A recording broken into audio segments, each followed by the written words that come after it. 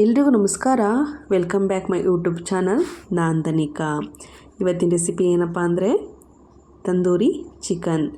ತುಂಬಾ ಸಿಂಪಲ್ಲಾಗಿ ಮಾಡ್ಬೋದಂತಹ ತಂದೂರಿ ಚಿಕನ್ನ ಇಲ್ಲಿ ತೋರಿಸ್ತಿದ್ದೀನಿ. ಒಬ್ಬೊಬ್ಬರು ಒಂದೊಂದು ಥರ ಮಾಡ್ತಾರೆ. ಇಲ್ಲಿ ನಾನು ಯಾವ ಥರ ತುಂಬ ಸಿಂಪಲ್ಲಾಗಿ ಸ್ವಲ್ಪ ಜ್ಯೂಸಿ ಥರ ಯಾವ ಥರ ನಾನಿಲ್ಲಿ ತಂದೂರಿ ಚಿಕನ್ನ ಮಾಡಿದ್ದೀನಿ ಅಂತ ತೋರಿಸ್ತಾ ಇದ್ದೀನಿ. ಇವಾಗ ಮೊದಲಿಗೆ ನಾನಿಲ್ಲಿ ಒಂದು ಬೌಲ್ ತೊಗೊಂಡಿದ್ದೀನಿ. ಅದಕ್ಕೆ ನಾನು ಚೆನ್ನಾಗಿ ತೊಳೆದಿರುವಂತಹ ಅರ್ಧ kg ಚಿಕನ್ನ ಬೌಲಿಗೆ ಹಾಕ್ತಾಯಿದ್ದೀನಿ. ಅದಕ್ಕೆ 1 ಟೇಬಲ್ ಸ್ಪೂನಷ್ಟು ಶುಂಠಿ ಬೆಳ್ಳುಳ್ಳಿ ಪೇಸ್ಟು, 1/4 ಚಮಚದಷ್ಟು ಅರಿಶಿನ ಪುಡಿ ಮತ್ತು ಒಂದು ಅರ್ಧ ನಿಂಬೆಹಣ್ಣು ಹಿಂಡ್ತಾಯಿದ್ದೀನಿ. ಮತ್ತು ಇದಕ್ಕೆ ಸ್ವಲ್ಪ 1 ಟೇಬಲ್ ಸ್ಪೂನಷ್ಟು ಉಪ್ಪನ್ನ ಸೇರಿಸಿ ಚೆನ್ನಾಗಿ ಇದನ್ನು ಕಲಿಸ್ಬೇಕು. ನೋಡಿ, ಈ ಥರ ಚೆನ್ನಾಗಿ ಕಲಿಸ್ಬಿಟ್ಟು ಇದನ್ನು ಒಂದು 10 ರಿಂದ 15 ನಿಮಿಷ ಸೈಡಲ್ಲಿರೋಣ.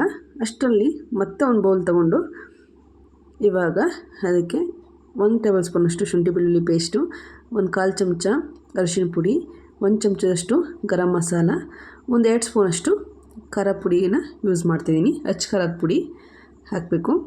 ಮತ್ತು ಇದಕ್ಕೆ ಒಂದು ಸ್ವಲ್ಪ ಮೊಸರು, ಇಲ್ಲಿ ನಾನೊಂದು ಕಪ್ಪಷ್ಟು ಮೊಸರು ತೊಗೊಂಡಿದ್ದೀನಿ. ಮತ್ತು ಇದಕ್ಕೆ ಸ್ವಲ್ಪ ನಿಂಬೆಹಣ್ಣು ಹಿಂಡಬೇಕು. ನಂತರ ಇದಕ್ಕೆ 2 ಸ್ಪೂನಷ್ಟು ನಾವಿಲ್ಲಿ ಎಣ್ಣೆನ ಸೇರಿಸ್ಬೇಕು. ನೋಡಿ, ಈ ಥರ ಎಣ್ಣೆ ಸೇರಿಸ್ಬಿಟ್ಟು ಮತ್ತು 1 ಟೇಬಲ್ ಸ್ಪೂನಷ್ಟು ಇಲ್ಲಿ ನಾವು ಉಪ್ಪನ್ನ ಸೇರಿಸ್ಬೇಕಾಗುತ್ತೆ. ಇವಾಗ ಇದನ್ನು ಚೆನ್ನಾಗಿ ಮಿಕ್ಸ್ ಮಾಡೋಣ. ಒಂದು ಬ್ಲೆಂಡರ್ ತೊಗೊಂಡು ಈ ಥರ ಫುಲ್ಲು ಮಸಾಲೆ ಎಲ್ಲ ನೀಟಾಗಿ ಹೊಂದ್ಕೊಳ್ಳೋ ಥರ ಈ ಥರ ಮಿಕ್ಸ್ ಮಾಡಿ, ಇವಾಗ ನಾವೇನು ಕಲಸಿಟ್ಕೊಂಡಿರ್ತೀವಲ್ಲ ಆ ಚಿಕನ್ನ ಇದಕ್ಕೆ ಆ್ಯಡ್ ಮಾಡಬೇಕು. ನೋಡಿ, ಇದನ್ನು ಆ ಮಸಾಲೆಗೆ ಹಾಕಿ ಚೆನ್ನಾಗಿ ಈಗ ಮಿಕ್ಸ್ ಮಾಡಬೇಕು. ಇದು ನೋಡಿ, ಈ ಥರ ಕೈಲೇ ಕೂಡ ಇದ್ರಲ್ಲಿ ಮಾಡ್ತೀನಿ, ಬಟ್ ಇದ್ರ ಆಗಲ್ಲ. ಕೈಲಿ ಚೆನ್ನಾಗಿ ಮಿಕ್ಸ್ ಮಾಡಿ ಈ ಥರ ಚೆನ್ನಾಗಿ ಮಿಕ್ಸ್ ಮಾಡಿಬಿಟ್ಟು ಫುಲ್ ಮಸಾಲೆ ಎಲ್ಲ ಚಿಕನ್ನಿಗೆಲ್ಲ ಹೊಂದ್ಕೊಳ್ಳೋ ಥರ ಈ ಥರ ಮಿಕ್ಸ್ ಮಾಡಿ ಇದನ್ನು ಇವಾಗ ನಾವೊಂದು 1 ಅವರ್ ಅಥವಾ ಹಾಫ್ ಆನ್ ಅವರು ನಾವು ಫ್ರಿಡ್ಜಲ್ಲಿ ಇಟ್ಟರೆ ಆಯಿತು. ನೋಡಿ, ನಾನು ಈ ಥರ ಎಲ್ಲ ಮಾಡಿಬಿಟ್ಟು ಫ್ರಿಡ್ಜಿಗೆ ಇಡ್ತಾಯಿದ್ದೀನಿ. ನೋಡಿ, ಈಗ ನಾನು ತಂದೂರಿನ ಬೇಯಿಸೋ ಟೈಮಲ್ಲಿ ಈ ಥರ ಫ್ರಿಡ್ಜಿಂದ ಆಚೆ ತೆಗೆದು ತೋರಿಸ್ತಿದ್ದೀನಿ. ನೋಡಿ, ಈ ಥರ ಆಗಿದೆ. 1 ಅವರ್ ಬಿಟ್ಟು ಈ ಥರ ಆಗಿದೆ. ಇವಾಗ ಇದನ್ನು ಯಾವ ಥರ ತಂದೂರಿ ಯಾವ ಥರ ಮಾಡೋದು ಅಂತ ನೋಡೋಣ ಬನ್ನಿ. ನಾನಿಲ್ಲಿ ಮೊದಲು ಗ್ಯಾಸ್ ಆನ್ ಮಾಡಿ ಗ್ರಿಲ್ ಪ್ಯಾನ್ನ ಇಲ್ಲಿ ಕಾಯೋಕ್ಕಿಟ್ಟಿದ್ದೀನಿ. ಅದು ಕಾದ ನಂತರ ಈ ಥರ ನಾನು ಆಯಿಲ್ನ ಸ್ಪ್ರೆಡ್ ಮಾಡ್ತಾಯಿದ್ದೀನಿ. ನೋಡಿ, ಈ ಥರ ಮಾಡಬೇಕು. ಇವಾಗ 1 ನಿಮಿಷಕ್ಕೆಲ್ಲ ಇದು ಗ್ರಿಲ್ ಪ್ಯಾನು ಕಾಯುತ್ತೆ. ಇವಾಗ ನಾವು ಒಂದೊಂದೇ ಪೀಸ್ನ ಒಂದು ಸ್ಪೂನ್ ಅಥವಾ ಫೋರ್ಕಲ್ಲಿ ಯಾವುದಾದ್ರೂ ಆಯಿತು ಅವೆರಡರಲ್ಲಿ ಈ ಥರ ಒಂದೊಂದು ಪೀಸ್ನೇ ನಾವು ಹಾಕ್ತಾ ಹೋಗಬೇಕು. ಆ ಗ್ರಿಲ್ ಪ್ಯಾನ್ ಎಷ್ಟು ಹಿಡಿಸುತ್ತೋ ಅಷ್ಟು. ಇಲ್ಲಿ ನಾನೊಂದು 6-7 ಆ ಥರ ಹಾಕ್ತಿದ್ದೀನಿ ಅಷ್ಟೇ. ಅದನ್ನು ಮತ್ತೆ ನಾವು ಮಗ್ಚಿ ಬೇಯಿಸೋದ್ರಿಂದ ಸ್ವಲ್ಪ ಕಮ್ಮಿನೇ ಹಾಕ್ಕೊಳ್ಳಿ. ನೋಡಿ, ಈ ಥರ ಒಂದೊಂದೇ ನೀಟಾಗಿ ಹಾಕ್ತಾ ಹೋಗಬೇಕು.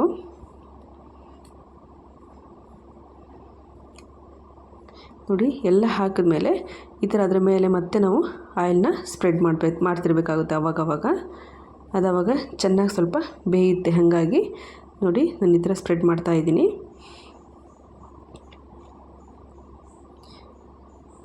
ಮತ್ತೇನು ಗೊತ್ತಾ, ಇದನ್ನು ಲೋ ಫ್ಲೇಮಲ್ಲೇ ಇಟ್ಟರು ಕೂಡ ನಾವು ಬೇಯಿಸಬೇಕಾಗುತ್ತೆ.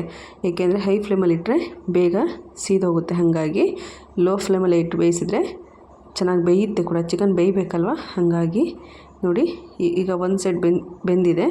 ಇವಾಗ ಈ ಥರ ಫೋರ್ಕ್ ತೊಗೊಂಡು ಒಂದು ಸ್ಪೂನ್ ತೊಗೊಂಡು ನೀವು ಈ ಥರ ಮಗ್ಚ್ ಹಾಕಿ 2 ಸೈಡ್ ಕೂಡ ಚೆನ್ನಾಗಿ ಬೇಯಿಸ್ಬೇಕು. ನೀವು ಆವಾಗ ಮಗ್ಚ್ ಹಾಕ್ತಾನೆ ಇರಬೇಕು. ನೋಡಿ, ಈ ಥರ ಮಗ್ಚಾಕಿ ಬೇಯಿಸ್ತಿರ್ಬೇಕು. ಇದು ಬೇಯಬೇಕು ಅಂದರೆ ಇದು ಒಂದು 10 ನಿಮಿಷನಾದರೂ ಬೇಕಾಗುತ್ತೆ. ಏಕೆಂದರೆ ನಾವು ಲೋ ಫ್ಲೇಮಲ್ಲಿ ಬೇಯಿಸೋದ್ರಿಂದ ಸ್ವಲ್ಪ ಟೈಮ್ ತಗೊಳುತ್ತೆ. ನೋಡಿ, ಈ ಥರ ಆಲ್ಮೋಸ್ಟ್ ಬೆಂದಿದೆ. ಇವಾಗ ನೋಡಿ, ನಾನು 2 ಸೈಡು ಬೇಯಿಸಿದ್ದೀನಿ. ಮತ್ತು ಸೈಡ್ ಕೂಡ ಈ ಥರ ಮತ್ತೆ ಬೇಯಿಸ್ತಾ ಇದ್ದೀನಿ. ಸ್ವಲ್ಪ ಆಯಿಲ್ ಅದ್ರ ಮೇಲೆ ಹಾಕ್ತಾನೆ ಇರಬೇಕು, ಬೇಯಿಸ್ತಾನೆ ಇರಬೇಕು. ಸ್ವಲ್ಪ ಟೈಮ್ ಹಿಡಿಯುತ್ತೆ ಅಷ್ಟೇ. ಅದರ ಟೇಸ್ಟ್ ಅಂತೂ ತುಂಬ ಚೆನ್ನಾಗಿರುತ್ತೆ. ನೋಡಿ, ಆಲ್ಮೋಸ್ಟ್ ಇದು ಆಯಿತು. ನೋಡಿ, ಇವಾಗ ಚಿಕನ್ ತಂದೂರಿ ರೆಡಿ ಆಗೋಯಿತು.